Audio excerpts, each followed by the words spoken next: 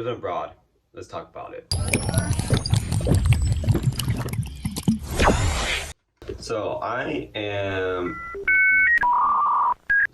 been living overseas for the past year and a half in Taiwan, which is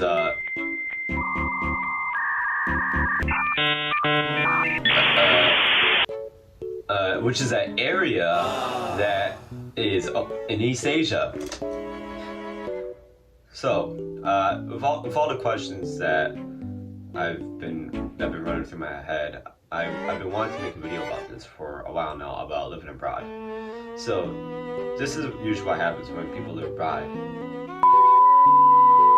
Sorry guys, this is my second day of recording this. I realized that my hair wasn't showered, and along with that, the footage that I shot was in horizontal instead of vertical, so this is my second take doing this.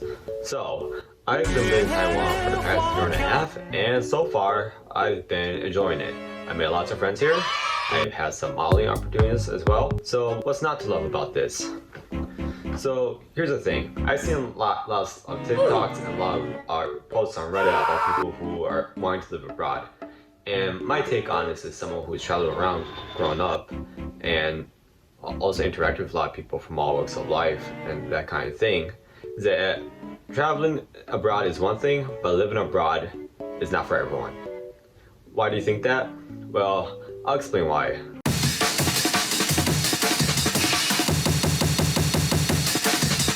So, you graduate from university, and during your time as a student, you've been vicariously living your life through the vloggers that are living in Asia. When I mean Asia, I mean in South Korea and Japan, because let's be real, no one else is really interested in the other countries because there isn't enough media exposure for that kind of stuff. And you probably have many reasons to live abroad, whether it be escaping from debt, or maybe because you hate how much your city is laid out with the urban planning, or you probably just want to learn a new language and put yourself in a whole new world, which is great. I commend you for that. However, though, there's a lot of pitfalls that a lot of people who live abroad make, and these are the things that I've noticed and want to point out in this video. And here's the problem that a lot of people living abroad makes. A lot of them don't really make an effort to learn the language and to give it clear, I'm not one of those boomers like,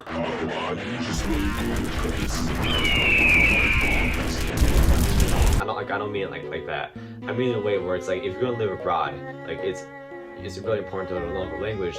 Not only so you could talk to people, also because it's a lot more convenient for you, and it'll be really helpful for you in the long run. And another thing that I witnessed with a lot of like expats or foreigners that live abroad is that a lot of them only make friend groups with other foreigners, which is a really common pitfall with a lot of foreign community in Asia, whether it be in China, Japan, or in Korea, or maybe in other countries as well. While I don't think that's a bad thing, because at the end of the day, you do need someone to get your Family Guy, Subway Surfers, Brain Rot references. If your only exposure to the people around you are expats who who are also in the same boat as you, then that's severely going to limit your experience living abroad. And speaking of like people you meet abroad, let's go through the couple exhibits I made.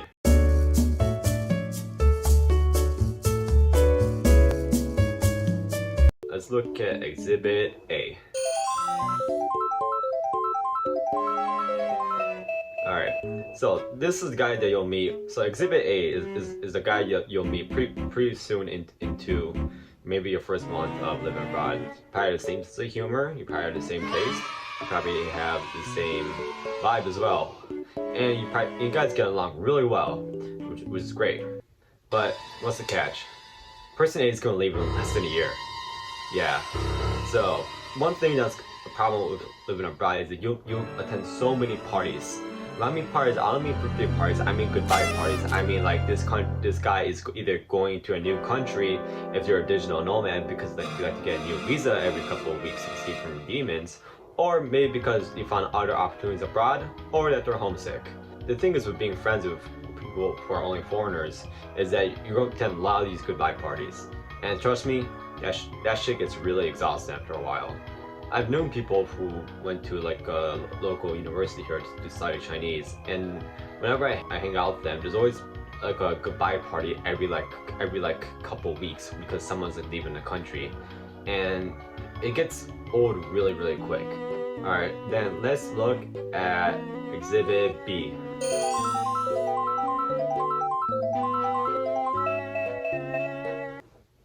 This is the alcoholic. All right, so what is the alcoholic expat exactly? So the alcoholic expat, basically it's a dude who just drinks the sorrows away, probably because they have a lot of emotional baggage that isn't really addressed, whether it be from their childhood or from their adulthood or from their teenagers, whichever. And when you hang with these alcoholic expats or alkies, maybe I shouldn't say that. I know I took that from a Naked Janky video, but when you hang out with these people, is that all their life is just drinking, which is, probably isn't the most healthy thing to do. And usually these people aren't gonna harm you in any way, but sometimes you hang out with the wrong crew, and you go to the parties and the alcoholics are there, then a lot of times there may or may not be some legal trouble that'll be involved, and you definitely don't want to get involved in that kind of stuff. And while the alcoholics, they're not gonna like pressure you, or they're not gonna bully you into like joining their circle, and they'll leave you alone for the most part.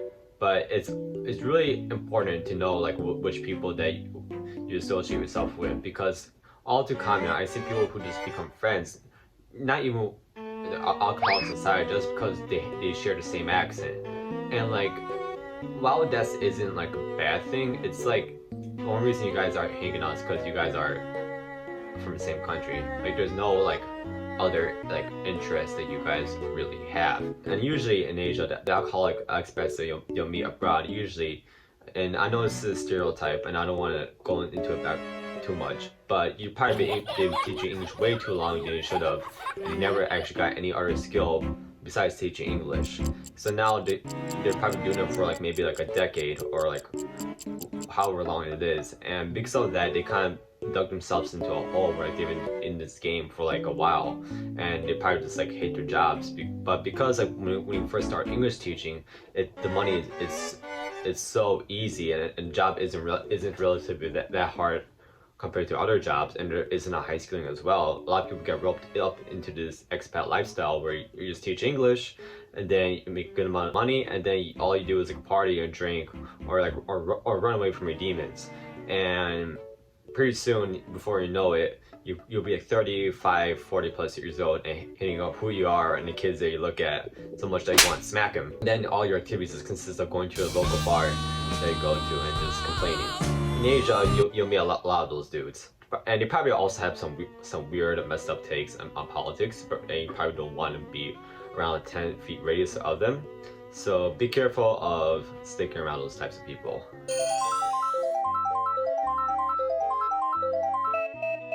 And then there's like a third mini category that kind of gets bunched up together, which is the alcoholic and the people that they'll be leaving within a year. And usually those are typically international students or foreign exchange students, what have you. And usually what they do is that they see like the country they're in as like a playground, and because they're not, going to be here that long, of course they're just going to party. And hey, let's be real, if we're in our same position as them, we're in a country for 3 months and we're probably never going back to it again, of course I'll probably be doing the same thing as well. It's also important to not get mixed up with them too much, because if you're going to be living in a country for long term, you're going to be attending another one of those goodbye parties. Let's get to the fourth and final category of the fourth kind of expat deal with me while living abroad.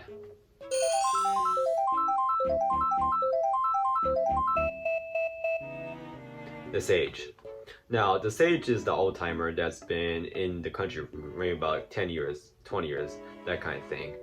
And they may or may not have overlap with like the people who teach English. However, there's a caveat. Usually these types of people, they've been living in the country so long, so one, they probably are married to a local, or they're really fluent in the language they're in, and 3, which is the most important part, they know the ins and outs of the bureaucracy of the immigration system. Where I'm from right now, that stuff is not fun to deal with. The sage is definitely one of the people you want to be friends with, and because they have the device and the know-how to navigate through the bureaucracy and through like the social rules and the work culture of the country that you're living in. With this, usually sometimes they'll be restaurant owners or own like a local English cram school, other business related work. And the sage, they're a wise guy, right? They're like Gandalf. You be friendly with them. They're friendly too to the newcomers, and just make an effort to keep in contact, because usually they'll always help around it, and they'll get your back whether you're like in a weird kind of situation. And with my rant coming to the people, then let's go to the advice part.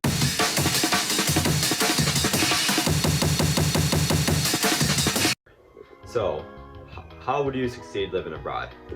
Okay, and first one, which is really obvious, is learn the damn language. Yeah, I know it seems like very obvious and very like, oh really? But trust me, there's a lot of people that made abroad that they've been living abroad and they don't like they just say about, oh, learning this language is so hard. Oh, I've been here for X amount of years. I can't even put a sentence together, as if that's like a brag. I'm not sure if they've been bragging or if they're trying to be funny. I don't know which one it is, but you probably should keep that in your head. We're in Asia, right? Especially in Asia, the bar to like impress someone by knowing a couple of words of like the language of the country you're in is super low. It's like the bar is so low that you could trip on it. And the second rule to succeed while living abroad is to make friends with the locals. And I've been reading a lot of these posts, especially on people that have been living abroad in Korea and Japan, and they talk about like this loneliness that they feel. And here's my take on it. But also remember, I know each country, like each other countries I mentioned, whether it be Korea, Taiwan, Japan, and China, like the people's personalities will be rather different. I noticed like the people in China and people in Taiwan are a lot more open and a lot more down to hang out, and while the people in Japan are a lot more reserved and shy. So it's really important to like adapt to like like the social settings of like blah blah blah of like the country that you're in. But here's the thing that I have an issue with a lot of people, that especially that post-college graduate, and they've been in this country for like a while now, and experience like this loneliness in the country they're feeling. And especially when it comes to making friends, I feel like especially those who are around the Gen Z generation, we have this habit of like expecting friendships to fall into our laps without actually making any kind of commitment to upkeep them. And what I mean by that is because while we're growing up, for like the K-12 education system, like we go to school, like, and you have a bunch of kids your age bunched up in this building, and whether you're like it or not, you have to interact with them, and through that you'll make friends. And the same thing extends to college too. But however though, I think what a lot of people who are fresh college grads don't realize is that once you graduate in the real world, like the effort you put into friendships, that's all on you. Like you can't just like expect to go to a workplace and be friends with like your coworkers. Like who wants to be friends with only their coworkers? Like dog, that's some Japanese work culture shit. Like dude, like I'm part Japanese and I do not want to be involved with that shit, man. Like it's really important to like get out of your comfort zone. And yes, it's gonna be awkward. I think that's probably the scariest thing. There's gonna be awkward moments because you're a foreigner in a country that's really homogeneous, so you're gonna stand out like a sore thumb. However, because you're a foreigner, people will want to be friends with you. But also, side note here though, because for me, I'm half white and half Japanese, so the dynamics of someone who will be black or someone who will be Southeast Asian, or especially someone who's a little bit darker skin tone, they're gonna have a widely different experience. Because for me, like I'm white as sheet, like I fit into the beauty standard here. So of course maybe with the angel effect or however you want to call it, people treat me a lot better here. So of course what I experience, that can only apply to me, and that can be applied to anyone else. Even with all that, it's very important to step aside the comfort zone. Go to those language exchanges, but don't go too many of them, because the whole language exchange parts, oh man, that's a whole different segment as I'm going to talk about. But go to those language exchange events, check out the local music scene, check out what's got to offer. Remember, you're a foreigner, so it's very easy for you to break the ice and for other people to break the ice with you. So remember to make sure to do that thing. I'm gonna get the part where what your experience with the local is gonna be like. First, there's varying degrees of how this is gonna turn out. So first, okay, let's say you say, oh, hello in the local language. Well, then maybe like the person could be like, wow, you're really good at like Japanese or Chinese or whatever, and they're not gonna do some like crazy backflip, whatever it is, but that's probably gonna break the ice to start the conversation flowing. And then what's gonna happen is they're gonna ask you like, oh, okay, so how long have you been here? And whether or not you answer with 1 week or whatever, or 2 months, then they're gonna ask you the question like, oh, why do you come to this country? And usually, unless you're here, because you want to get the local girls here, or you came here because you want to study the language, or you came here because you're trying to escape from your demons, then whichever reason that you came to this country in the first place, these are the kind of interactions that you'll be facing with. So be prepared for these kind of questions. And also one thing to remember: try not to get annoyed by and be in a bad mood.